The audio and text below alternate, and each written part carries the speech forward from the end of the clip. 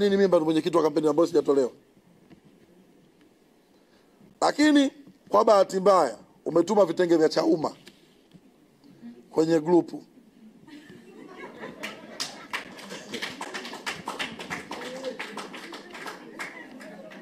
Sample za vitenge za Chauma.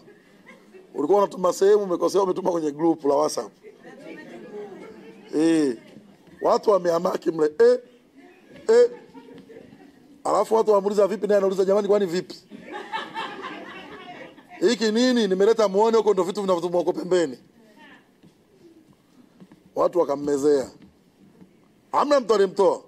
Kimya. Siku ya kwanza. Siku ya tatu hii chokochoko ya msajili imetoka tu.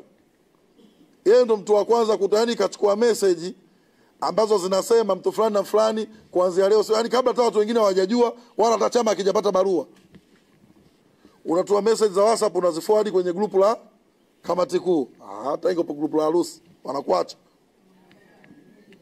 Wao wanasema bwana harusi atakufa. Hata harusi yenyewe haijafungwa. Na watu wakufanya vile kwa nia mbaya, tupishe tu mambo mengine. Mimi nikijua ni mtu wetu tulikuwa naye na namheshimu nampenda sana.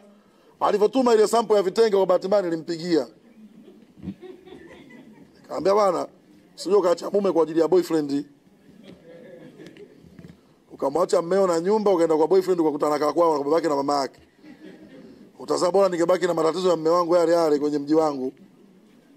Unamaanisha nini? Nikamuelezea. Sasa mtu wa namna hiyo hawezi kusema kwamba kuna timu au kuna kikundi hapa ndani ya Chadema kazi yake ni moja tu, kuondoa watu kwenye WhatsApp watu amboe. Si kweli. Si kweli. Ni vizuri pamoja na mambo mengine yote, ni siasa ipo, lakini vile vile na Mungu yupo, tuseme ukweli. Na